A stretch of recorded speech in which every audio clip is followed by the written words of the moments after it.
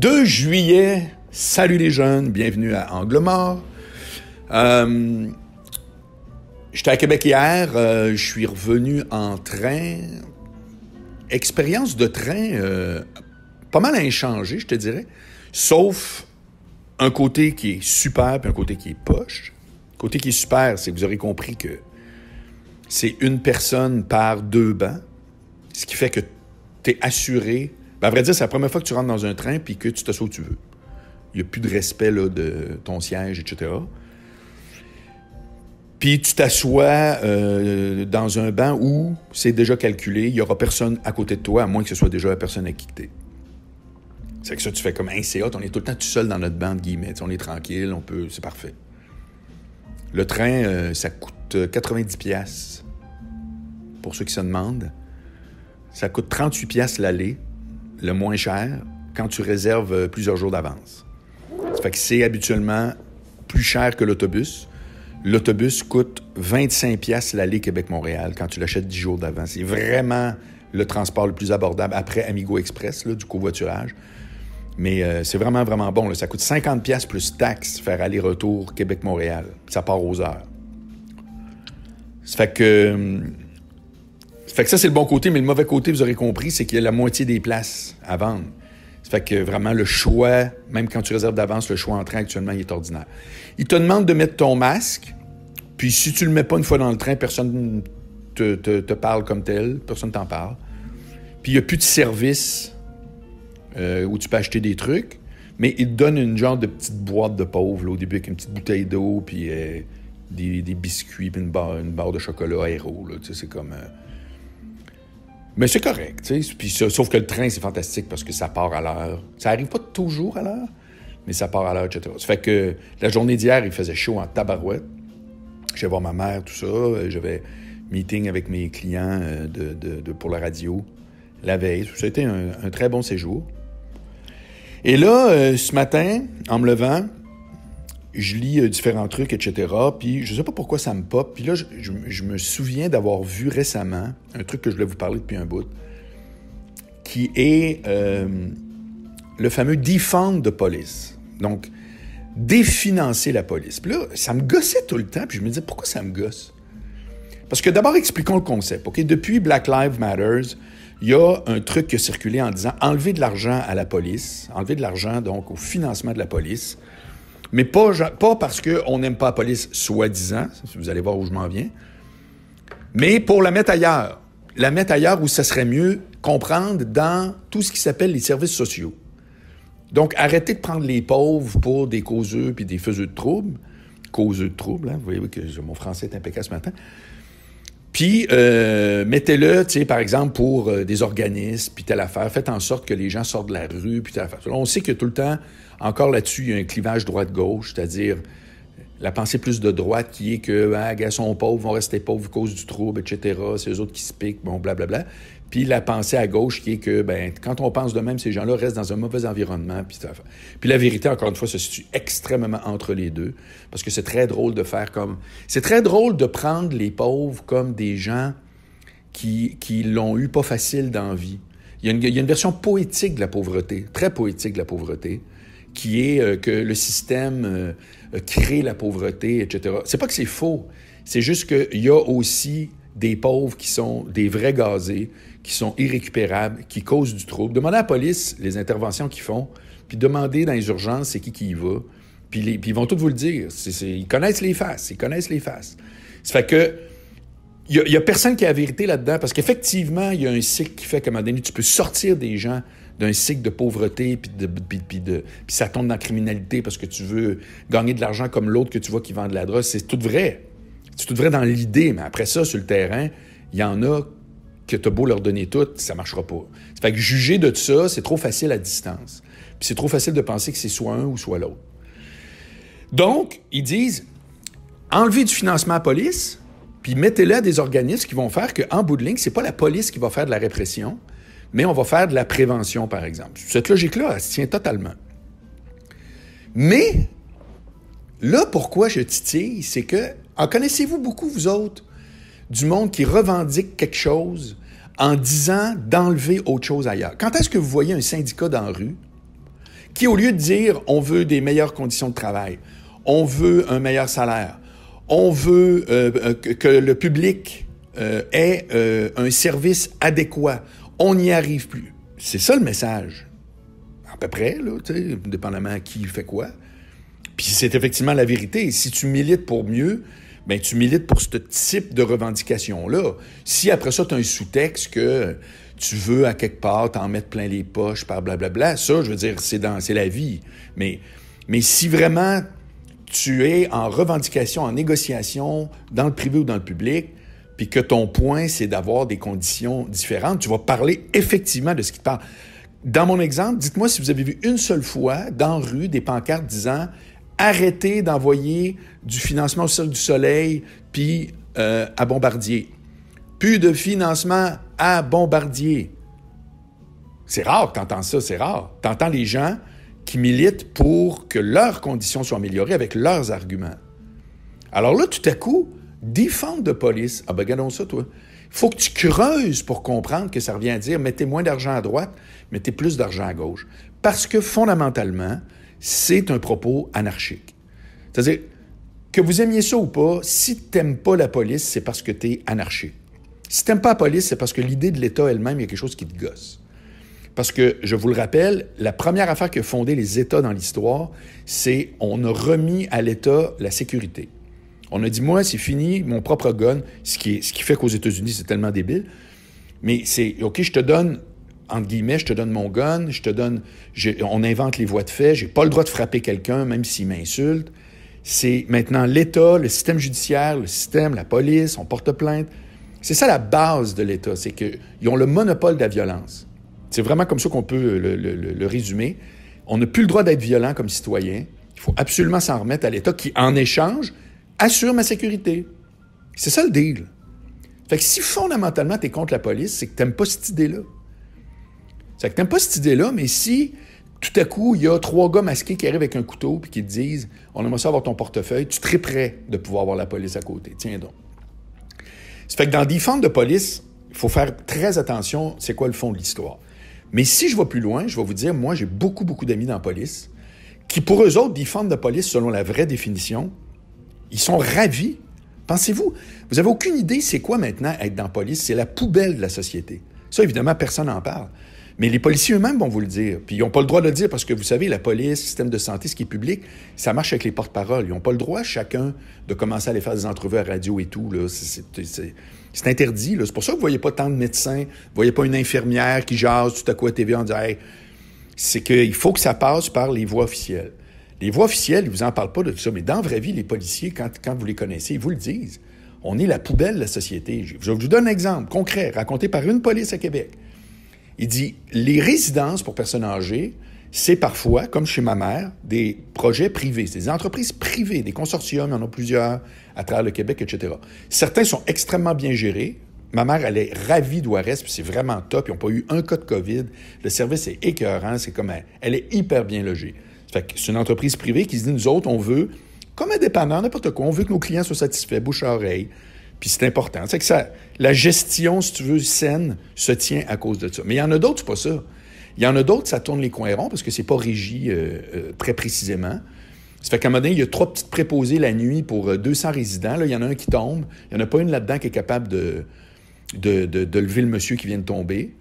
S'il y avait un 4e qui est un gars plus fort, peu importe en cas que, mais la gestion fait comme bof pour les fois que ça arrive. Qu'est-ce qu'ils font, vous pensez? 911. 911, la police arrive. Pourquoi la police fait ça? Ben alors, effectivement, enlevez-leur du financement, puis enlevez-leur ce bout-là. Enlevez-leur le bout de quand le système de la santé n'en peut plus. C'est une police qu'on appelle. Le fond, là, l'entonnoir se termine avec 911, envoyez-moi une police, j'ai aucune autre ressource. Puis là, la police arrive, va chercher un gars qui est à l'urgence, sous comme une botte. Là, le médecin fait, ben là, ici, nous autres, on peut pas le garder. C'est tout le temps, on peut pas le garder.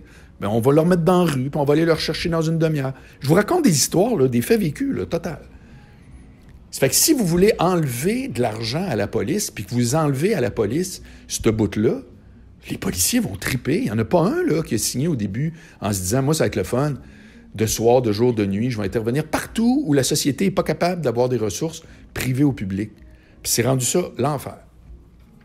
Fait que là, on fait comme, ah oui, OK, good, defund de police, mettons ça dans des organismes communautaires, mettons ça. Et là, tout à coup, tu fais, attends une minute, j'ai-tu rêvé, moi? Ou il y a quelques mois de ça, il y a une petite fille à Granby qui est morte parce qu'elle a passé dans les mailles de la DPJ. Puis quand tu regardes le dossier, tu fais, parce qu'on en a parlé en long et en large, quand tu regardes le dossier, tu fais, sérieux, là, la petite fille se fait battre à droite, là, sa grand-mère tout croche, tout là, je ne me rappelle pas des faits précisément, mais ça a fait le tour de tout. Le gars a démissionné, le boss de la DPJ là-bas en Estrie. Tu fais, attends un peu, là, il marche-tu ce système-là? Parce que là, ça, c'est pas la police qui s'en occupe. Ça devrait être l'égide de la police, tant qu'à moi. La police devrait, au contraire, recevoir un financement supplémentaire pour s'occuper de tout ce qui est quand il y a des vies qui sont en danger, comme c'est le cas avec la DPJ.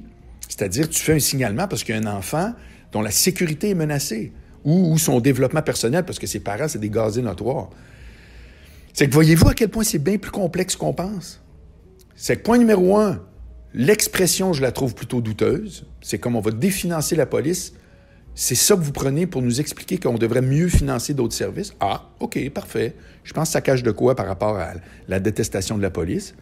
Numéro 2, pour donner de l'argent où? Puis ça va-tu vraiment être plus efficace? Ou ça va tomber dans un méandre là, de la fonction publique, etc. Puis il va y avoir 14 nouveaux directeurs. Puis sur le terrain, je sais que je caricature de tous les côtés actuellement, mais c'est ça angle mort. Je veux juste vous dire, c'est loin d'être aussi évident que ça paraît, parce que c'est pas celui qui fait le plus de bruit qui a raison. Rappelez-vous ça tout le temps. C'est pas celui qui fait le plus de bruit qui a raison. Puis finalement, dans toutes ces histoires-là de police raciste, puis de police violente, dites-moi si j'ai tort, mais il me semble qu'il y a quelques années de ça, l'expression que j'entendais le plus, c'était pas d'amalgame concernant les musulmans. Pas d'amalgame, pas d'amalgame, pas d'amalgame. C'est pas tous des terroristes, etc. Dieu sait qu'il avait raison, puis que ça... Moi, je l'ai répété en ondes, les premières victimes, à part les vraies victimes, là, on se comprend, là? Les vraies victimes, c'est ceux qui tombent à cause qu'il y a un illuminé qui se fait sauter avec une bombe ou qui met un avion dans un building. Mais tout de suite après ça, c'est les musulmans eux-mêmes, là.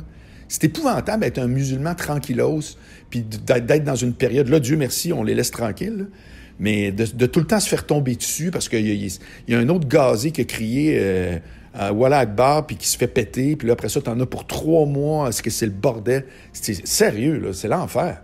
Ça me fait... Moi, je trouve que les musulmans, on dirait que c'est comme, tu sais, dans l'armée, quand il y en a un qui fait une gaffe, tout le monde fait des push-ups, là.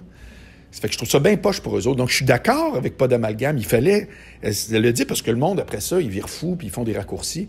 Ben, je suis désolé, là, mais on va être très conséquent. Puis on va dire pas d'amalgame la police non plus.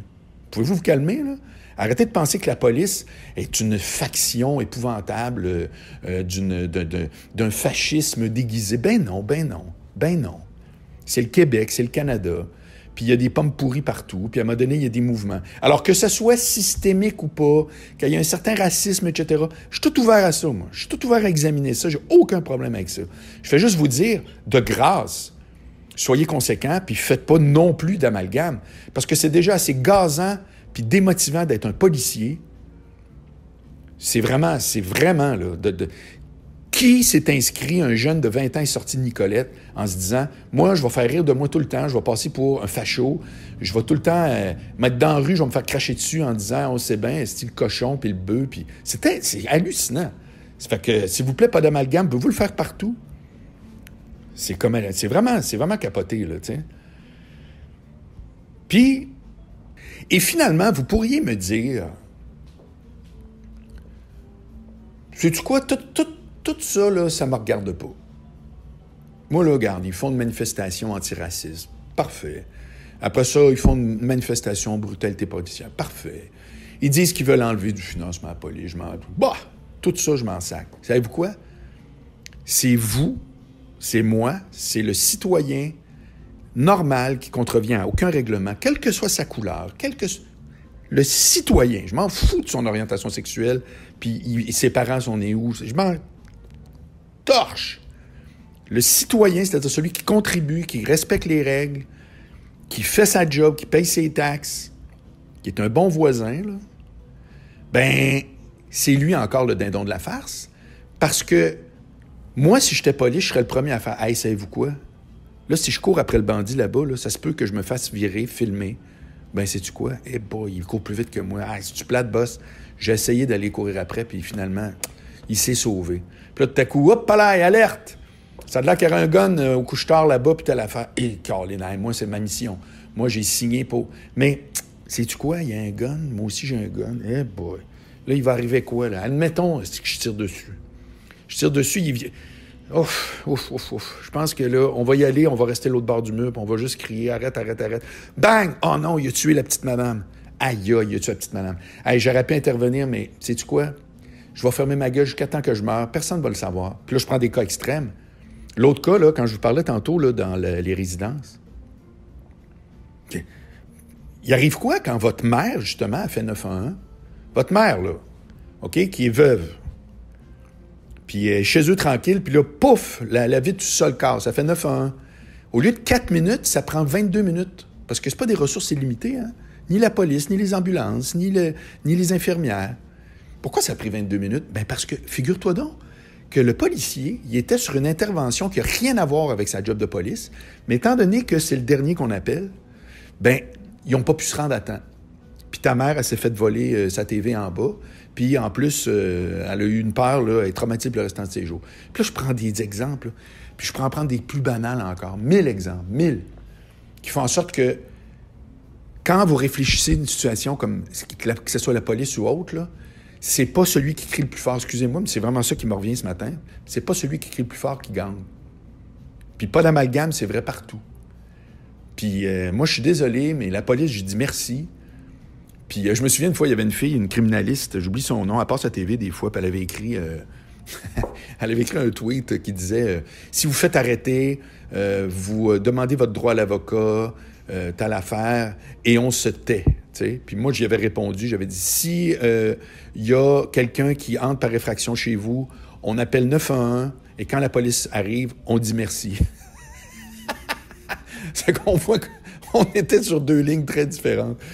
Mais mon point ce matin, c'est de dire que, sérieux, la police, elle travaille pour monsieur, madame, tout le monde, puis que, effectivement, il n'y a aucun service qui est exempt de se faire vérifier, puis de vérifier la culture des affaires. Puis ça, c'est l'autre affaire qu'on pourrait parler.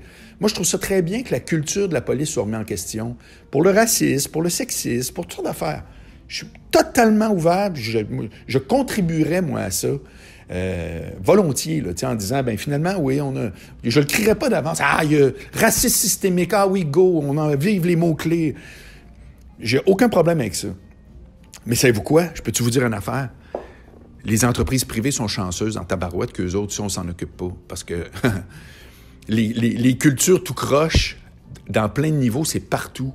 Ça s'appelle être une personnalité. Moi, il y a plein d'affaires dans ma culture à moi qui viennent de mes amis, ma famille, telle affaire, qui ne marchent pas, là. Ça ne marche pas. Mais on vit en société. On vit en démocratie. On n'est pas tous pareils. C'est pas Woody et les robots, là. Ça fait que c'est ça. Ça fait que de juste chialer, j'aimerais ça savoir en quoi ça règle les problèmes. De manifester puis de dire, moi, je me tais pas. Ça, bravo. Bravo MeToo. Bravo tout ça. Bravo tout ça. Je suis loin d'être contre ça. Mais à un moment donné, ça finit par envoyer le signal comme quoi la police serait une bande de brutes. Puis ça, c'est juste ça, un matin, je faisais comme, non, mais arrêtez, là. Ça marche pas. Donc, aujourd'hui, grosse journée. Je fais ma formation sur mon Patreon. Ouais, mon vidéo aujourd'hui, ça va être comment on lance une idée ou un projet. Comment on communique ça. Parce qu'il y a trop de monde, je trouve, qui disent « Ah, moi, je parle pas de mon idée parce que si ça marche pas, puis quand ça va être confirmé, je vais... » Non, moi, je m'excuse. Puis j'ai beaucoup à dire là-dessus. Quand tu veux lancer un projet, t'en parles, parce que tu sais jamais qui pourrait t'aider. Puis si ça marche pas, ben ça marche pas. Ça, c'est le bout que tu assumes. Ça fait que je vais jaser de ça. Si ça vous intéresse, patreon.com/Marc Boilard. C'est un club privé. Et puis, je vous souhaite une très bonne journée, puis on se parle demain. Bye.